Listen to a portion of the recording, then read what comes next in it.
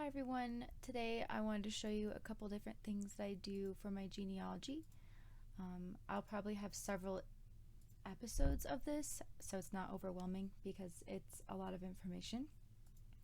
I've used two different programs. This one over here is called MyHeritage. It is a paid program. I like it better because of the layout, but we'll go into that a little bit later. This one over here on the left is a free program that I used before I found MyHeritage. This is called Family Echo. It's totally free. It does have a couple downfalls. I'm not sure if I could find one of them or not. I found one earlier. I think it's up here. Nope. Anyway, it doesn't allow for the same person to appear in your family tree twice, which you think may not happen, but occasionally you'll find someone, for instance, my dad and my mom are here. They both descended actually from a Bradburn. My dad, let's see if I can find that Bradburn, descended from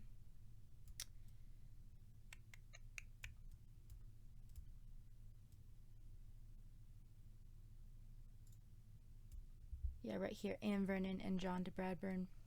So my dad descended from John de Bradburn. My mom actually descended through Anne Vernon, and so they would appear in the family tree twice, one on each side of the family. This one's a little awkward. It gets a little bit confused if you have the same person in there twice. I like it a lot better on here. Let's see if I can find that. Same John de Bradburn here. As you can see, I have done extensive work on both of these family trees.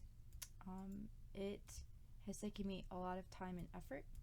So I just want you to know that this is a project that you may spend a lot of time on before you get to the place that I am. Alright, I need to, here's Anne Vernon. So John de Bradburn, Anne Vernon, and so this is how it would portray it here versus this.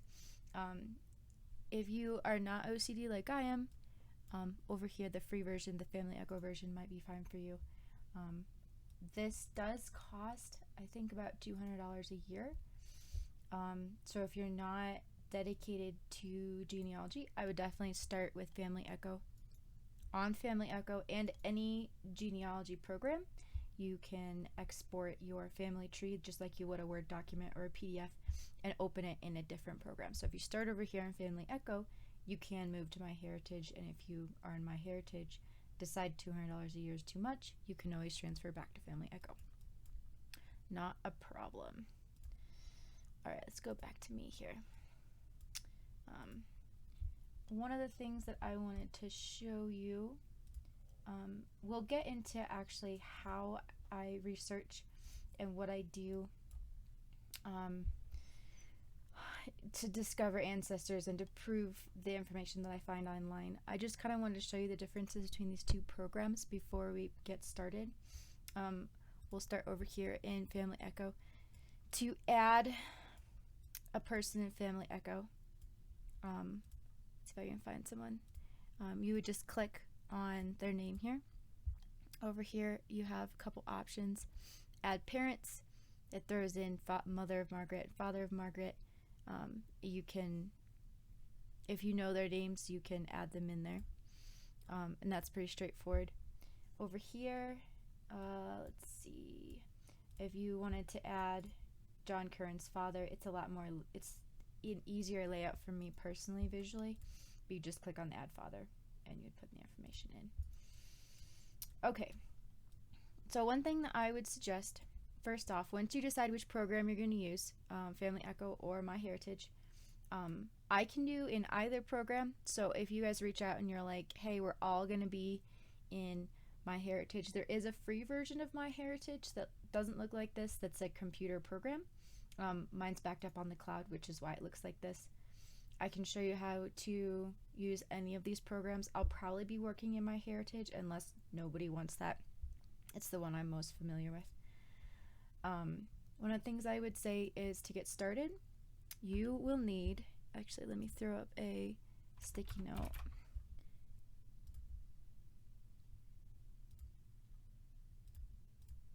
All right, here's what you should find out. Here's what you need.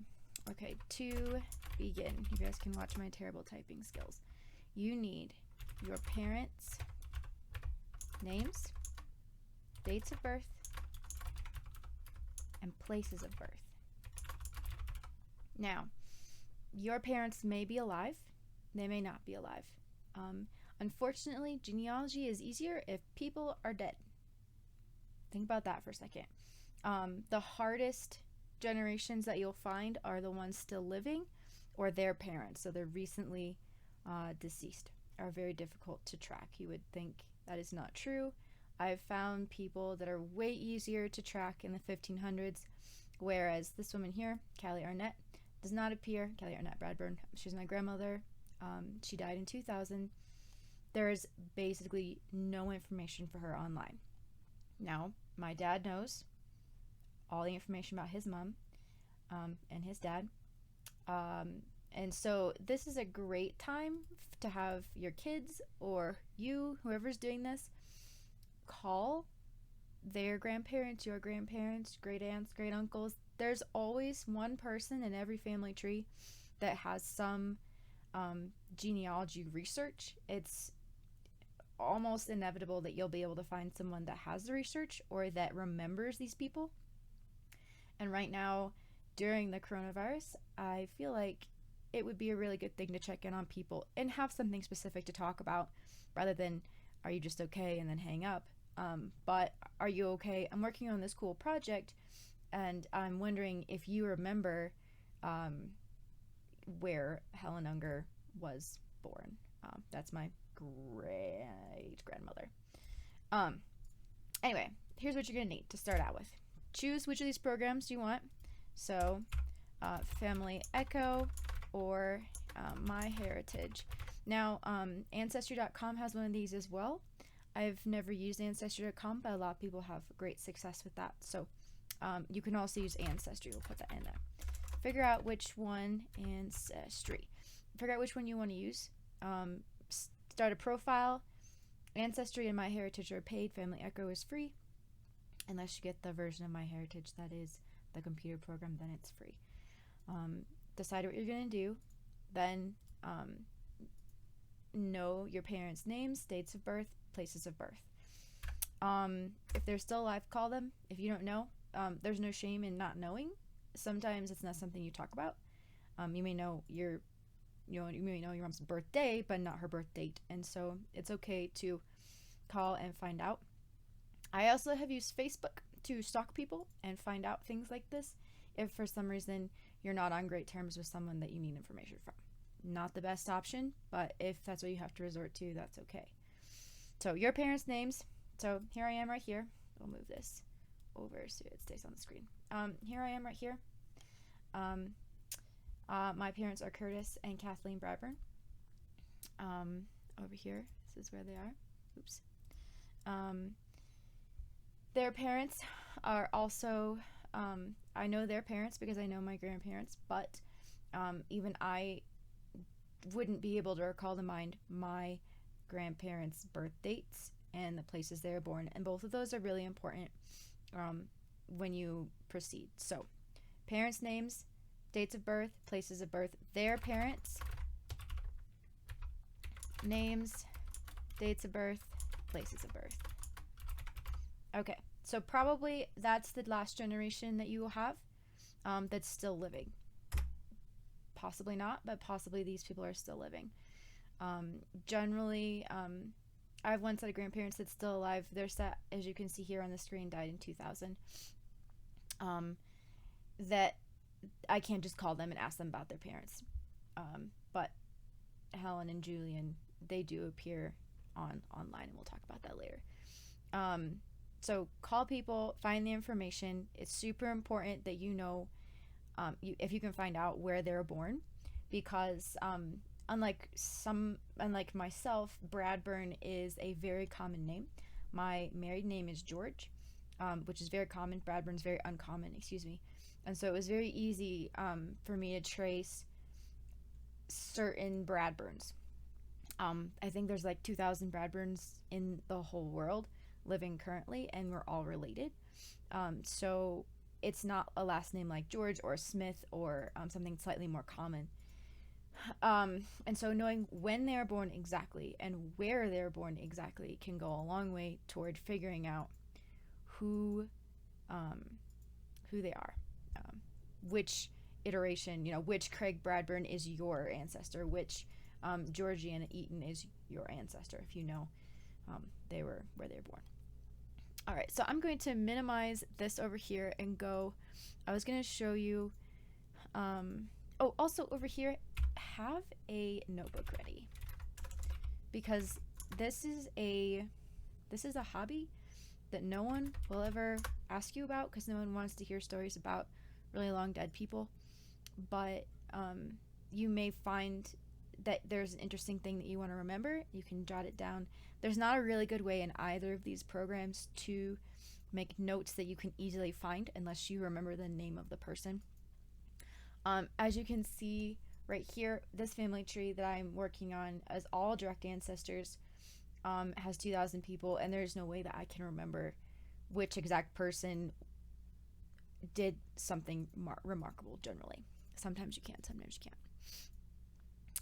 Anyway, have a notebook ready. You may find that you will come across something that doesn't make sense. One of the important things to remember is that there are documents that are wrong, and there are other family trees out there that are wrong, and you can't trust what you read a lot of times. And so if you're like, hey, I read something that talked about Julian Bradburn here, we'll zoom in on here, Julian Bradburn, but this record I have says that he was born in New Zealand in 1805, which doesn't make sense. But if I'm pretty confident that Julian Bradburn was born in New Zealand, he was not, in 1899, I might make a note that it's possible his grandfather was also Julian Earl, because the dates work that way. One of the things that I want to say right now is that this is something I'm super passionate about, and if you are looking at this and you're like, Amanda, I have no idea, I know you told me kind of how to start, I don't get it, I don't understand what to do, I really want to get into this, but I just don't know where to start. Please message me, and we can email back and forth. I can get you started, or we can Skype and I can walk you through what I do. I feel like this is a really valuable thing. Genealogy is a very valuable thing because there's this quote, and I'm gonna butcher it because I always do, but a person dies 3 times. First time when their body is laid in the ground, the second time when the people that knew them die, and the third time when their name is spoken for the last time. And I feel like I am the keeper of these people. I have 2,012 people that I have researched, and I have looked into their lives, and I have learned their stories, and I have preserved their stories. And I feel like it's really valuable that we do that. There are some people in here that, most of the people in your family tree are not in the history books. They are not wildly important people on the world stage, but without any one of them, you might not exist. And so I feel like if you are inclined to this kind of hobby, this kind of research, that it is our duty to remember these people, remember their stories, and preserve them, and make sure that at least while we are living, they don't experience that third death of their name being spoken for the last time. Anyway, have a notebook ready to write things down that maybe don't make sense, or that you're struggling with, or that you find super interesting. I know that my family gets kind of not bored exactly, because they do support me, but when I'm excited about a person, I'm like, oh, guess what I found in genealogy today? It helps if I can just actually give them facts instead of just being like, oh, there was this one person that was a crusader and came back and had a wonderful life after he came back from war, which is rare. But okay, I was going to show you how I do some research. I actually found today, while I was trying to figure out who I should show you, I found a person that I had mistaken mistaken, see, I can't really talk and type at the same time, so you're gonna have to hang with me here. I had mistaken her, and I had mistaken Letitia Arnett. These are not super far removed from where I am currently. So this is, let's see, 1, 2, 3, 4, 5, 6, 7. This is 8 generations out. We're looking at 1755. Once again, I have spent countless hours on this, and so I still get things wrong, but I've spent countless hours on this. So you may find that if you start this today, you can get out to 8 generations today. But a lot of times, each of these names is learned through hard-won research and effort. And so don't get disappointed if you start today and have a hard time. If you do run into a roadblock, please let me know. I can use my magical powers of research and see if I can get you past that. All right, so I was going to show you Susan Arnett Kilgore, my 8th great-grandmother. Let's see, where was she? She was right here. There's no picture of her gravestone. All right, so what you would do, say I didn't already find these 2 pages because I researched ahead. We'll close that. All right, I'm going to type in Susan Arnett Kilgore. Kilgore. And you're not always going to have this information, but if I found more than one Susan Arnett Kilgore, then I could type in her year of birth. I could type in the fact that she was from Virginia. I could type in a whole bunch of things. And we'll actually go deep into another person on a different episode if you want. Anyway, Susan Arnett Kilgore, search that. All right, now you're going to notice 4,500,000 results have come up. 450,000. A lot of results.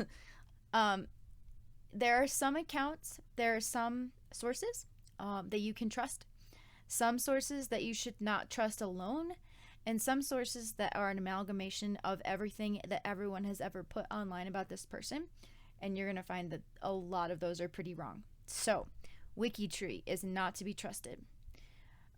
If it's the only source that you can find, you can read it, make notes. Do not trust WikiTree on its own.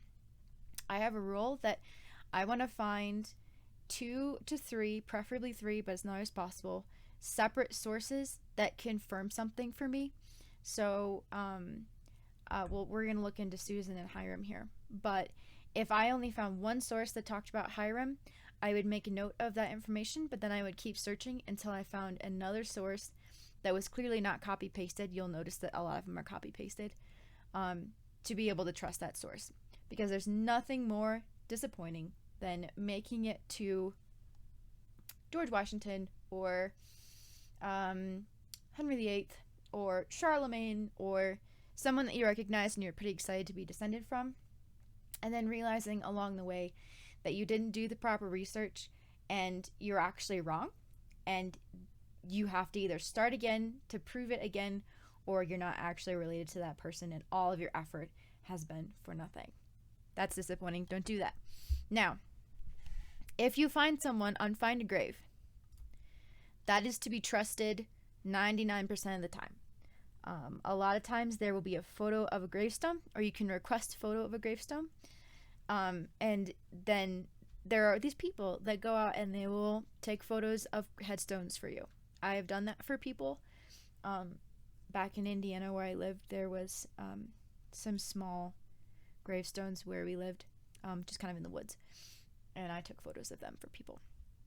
But if you find your ancestor on Find a Grave and the information that you believe is right adds up, Susan Kilgore Arnett, born 1788. Now, I don't have that. I have 1787.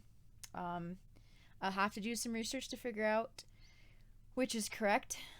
Dates in genealogy are very difficult because somebody might not have known when their actual date of birth was, depending on how rurally they lived, or how rural even their community was. They may not have known the right year or the right day. And so you have to give a little grace. And it's easy to mistype numbers, and so there's information that's occasionally inputted incorrectly. So just be aware. If you can match it pretty close, that's good. If there's a gravestone, you can often read it, which is super helpful. Her death was 1860. Death 1860. I know that she was born in Virginia and she died in Kentucky. I would match that with where her children were born, where her husband died, was born, where he lived. Eventually we'll get into information like census records and wills and different things. Occasionally you have to chase things like that down. I used to say that I never spent any money on genealogy. That is no longer true because I do pay for my heritage, and I did buy some credits from the Scottish government to be able to look at some of their records online. Mostly you can do this for free if you're patient enough and you're dedicated enough. Now, this does take dedication. I'm 100% Ravenclaw. This is exactly the kind of thing I love to spend a couple hours on a week. I don't burn myself out on it because sometimes it's very, very, very difficult to figure someone out. Like, I haven't gotten to Hiram yet. We may not do him this episode. We'll see. But it can be very, very difficult to discover someone. And if you spend 8 hours and give yourself a pounding headache and don't find someone, you're less likely to enjoy this and less likely to return and actually do this research. So give yourself a limit, a time limit, a person limit if it's going really well. And just, it's something that's supposed to be fun. It is valuable and worthwhile, and I think something that is just, I think it's really cool and I love it. But I have spent probably the past 8 years on my family tree, and I take months off at a time. It's not like a different project where if you don't work on it every week or every day, it's in the way, it's cluttery, you know, if it's painting, it dries too far and you can't do anything with it, or whatever. This is a hobby that you do on your own time, period. It's full stop. You do it on your own time. Again, please reach out to me with questions. I actually have no idea how long we've been recording. So I am going to input a little information on Hiram because I cannot resist. So for my heritage, I would just click on him. Comes up as an edit button here, and then I can edit him. So Hiram Kilgore, here's the photo of his headstone. We can trust this. This is straight up the person we're looking for. So I'm going to put in his birth year, 1771. He is deceased. He died in 1851. Let's see. What else do we know here? He was born in Orange County, North Carolina, USA.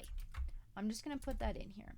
A lot of times, these things are uploaded by, I want to say mortuaries, funeral homes, or official record keepers.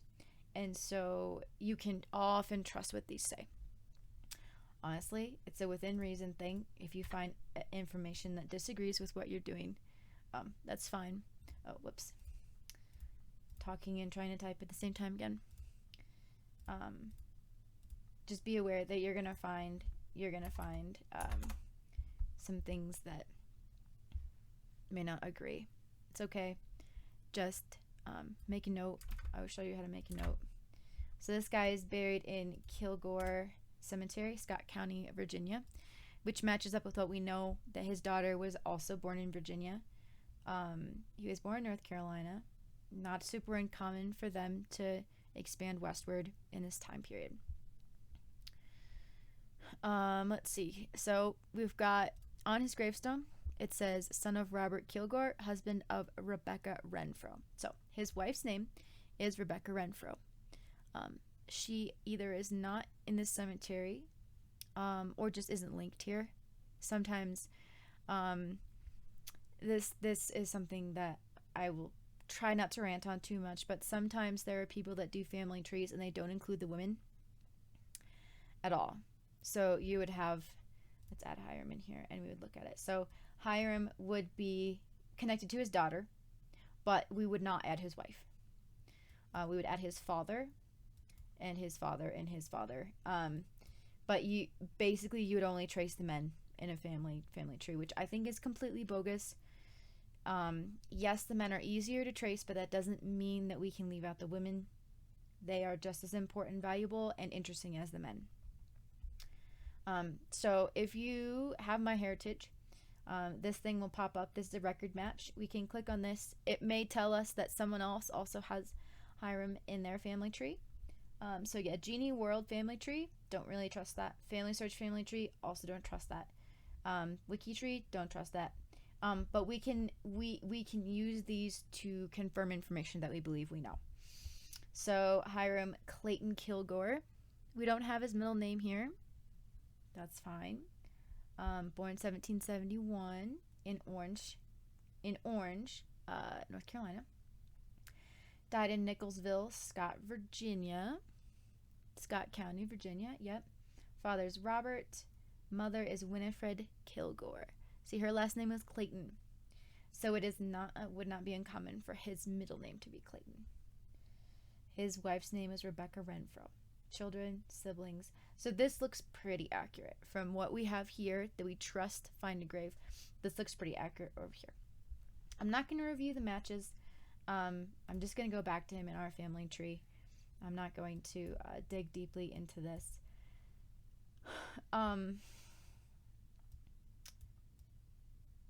So here we are. I'm going to do some more research on him later, and maybe I'll film another one this afternoon with talking about Hiram's parents and how we research that. I have, let's see here. I have traced my ancestry to Roman times. You can see some places that need to be filled in. You're going to run into some brick walls, straight up. There are going to be some people that you will not be able to find.